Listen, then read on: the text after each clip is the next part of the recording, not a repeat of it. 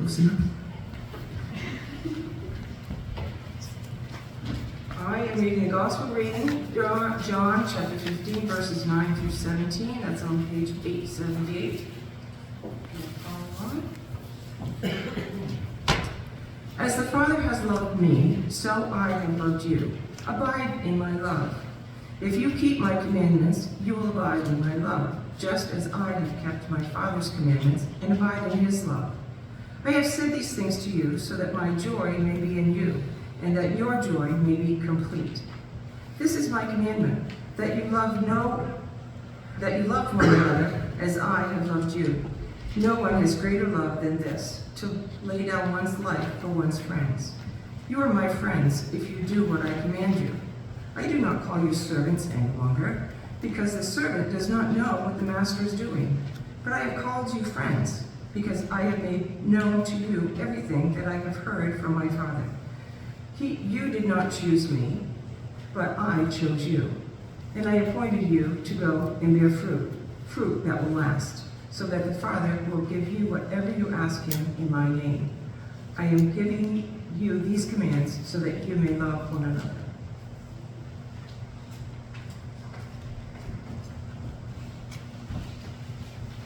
I want you to just kind of, if you want to close your eyes or not, I want you to imagine, think of a good friend. Someone that you would consider a very good friend of yours. Picture that person in your mind.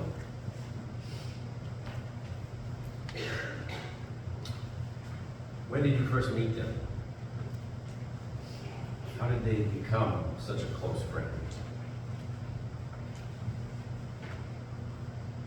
Now hang on to that for a bit. We'll come back to it. The passage from John,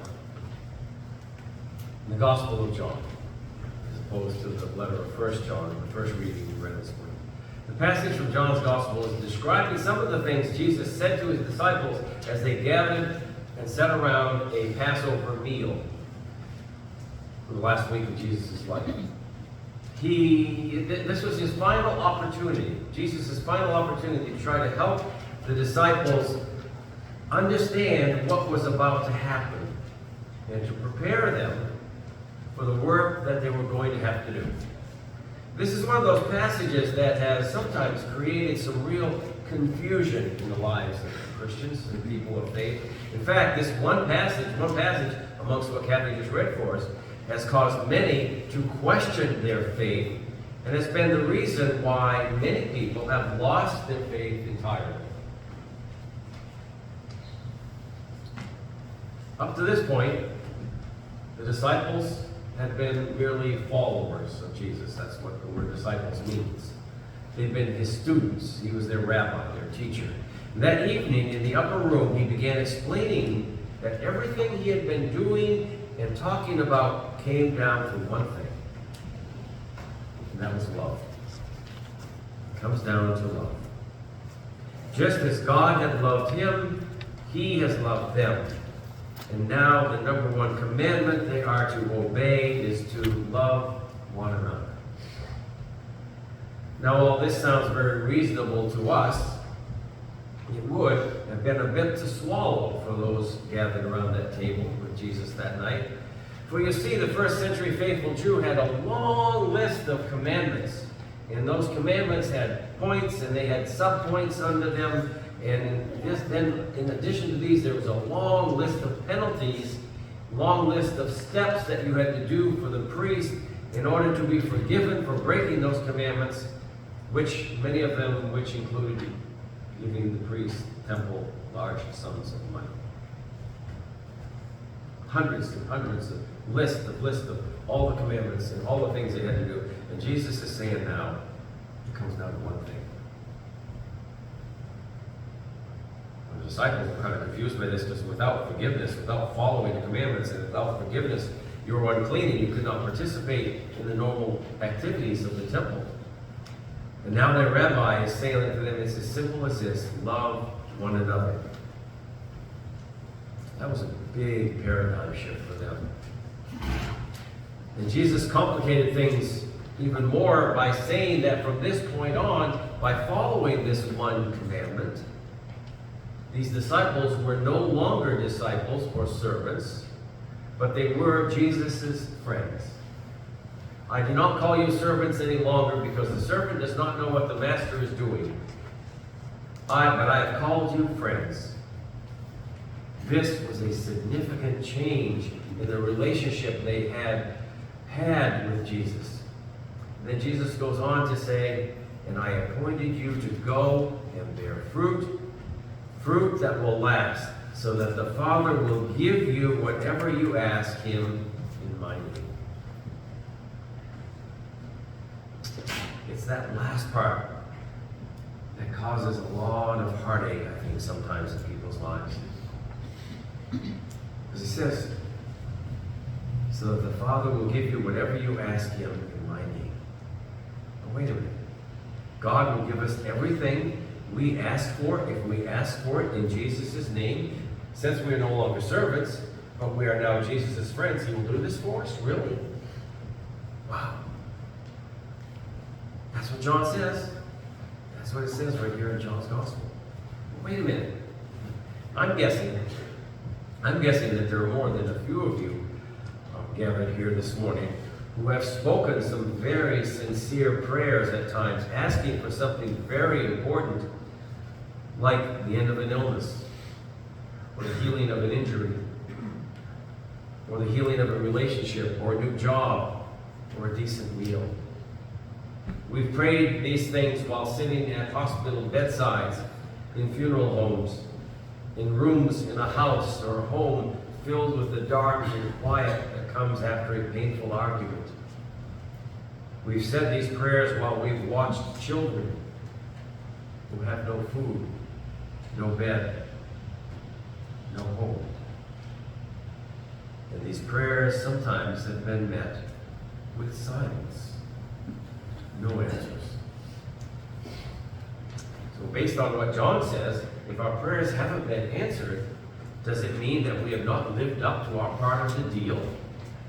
To go out and to bear fruit? But this is pretty subjective, isn't it? I mean, what kind of fruit? And how much fruit?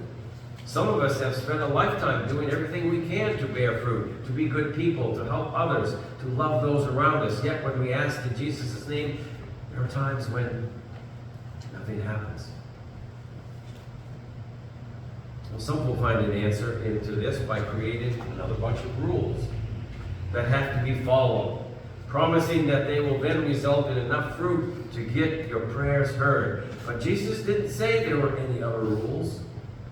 Creating new rules is only an attempt to find an excuse to explain why the things that John tells us in his writings don't always happen.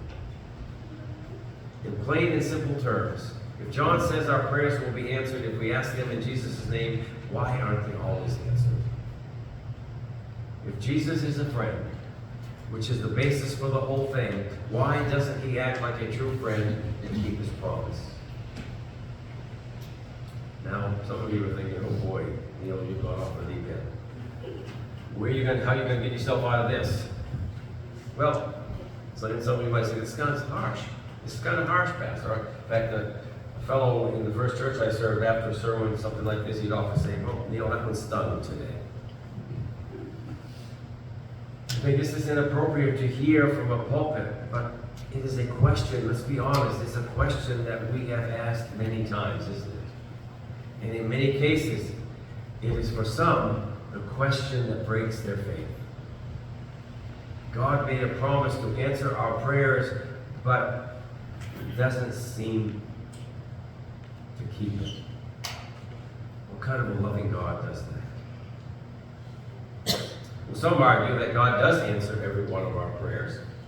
However, sometimes God answers in ways that we don't understand, because sometimes God knows there is a better answer than the one we are after. And I can get that. I can understand that. But those who are experiencing the pain of an unanswered prayer would say, but that's not what Jesus said. It was pretty clear, wasn't it? John wrote, I appointed you to go and bear fruit that will last, and so that the Father will give you whatever you ask him in my name.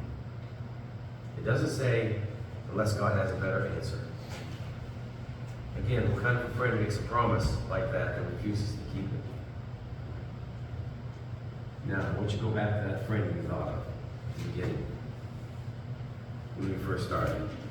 Think of that person, that individual, that friend. Chances are, when you thought of that person, there were maybe picture two different types of friends. Some of you will picture one, some maybe another. For some of us, in fact, I think for most of us, the friend we saw was someone who was very close to us. There was an intimacy between you and a level of trust and respect that helped you share things that you would not be able to share with others. It was someone with whom you would spend a lot of time. Even when you were not together, there was something between you that kept the two of you near to each other in your thoughts.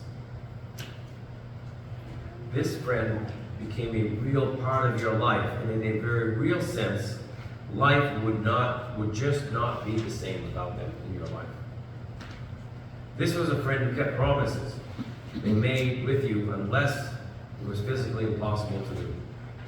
Even then, they would try to do something in order to come close to fulfilling the promise as best they could. Picturing Jesus as this type of friend leads to the problem that we find in John's writing. A true friend would never make a promise that was so vague and difficult to understand and then not even honor it when we really, really needed them to do so. There is another type of friend. There's another type of friend. And some of you may have been picturing that type of friend.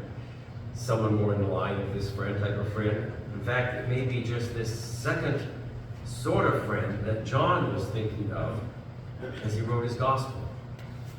To John's readers, a friend was not the buddy that we might envision, nor was a friend quite as close and intimate as we described, or maybe thought of in our mind. The friend John wrote about, and the one who would have been understood by John's readers and the disciples, was not an equal, not even someone you would spend much time with. There was a very real relationship, yes, but not the one that may first come to mind. This friend was someone you knew who was in a position maybe above yours, someone who knew you and would be willing to use their higher position to help you out at some point when you might need that help. They weren't a buddy, but they were a friend in high places who could accomplish things that you might not be able to accomplish, to get things done that you could not get done by yourself.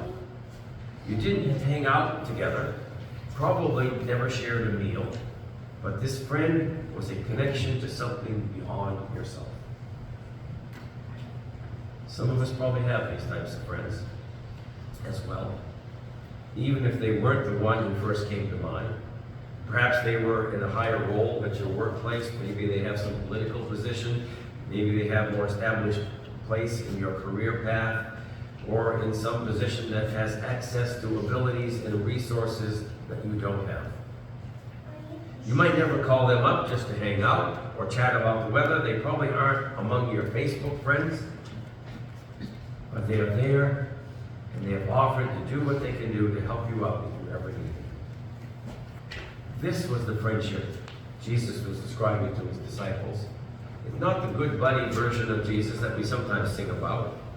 It is not the Jesus who is our equal, but rather one who has abilities far beyond our own and who has offered to use those abilities to help when we need them, when we pray in his name. It is also important to realize that if, for example, we have a friend who is in a position of power, it does not mean that our friend can do everything for us. Our friend can do what their name and their position will allow them to do. When we ask for something in their name, sometimes limits apply. Could it be the same thing applies when we pray in Jesus' name? That the problem isn't that we're not heard or that we're ignored, But perhaps some things we ask for are things that only God controls. Could it be that Jesus' role as the Son of God was to reach out to us and offer us all that he offered, still recognizing that some things remain in the hand of God alone?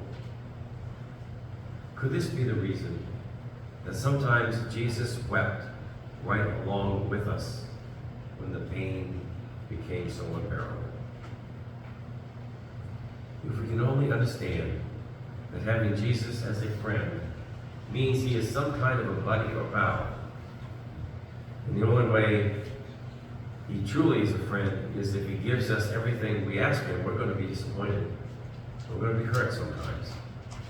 But if we hear what John wrote was actually describing a different type of friendship, one that might go beyond simply meeting our demands, it might not make full sense or remove all our pain, but it might give us a glimpse of hope. And sometimes, a glimpse of hope is enough.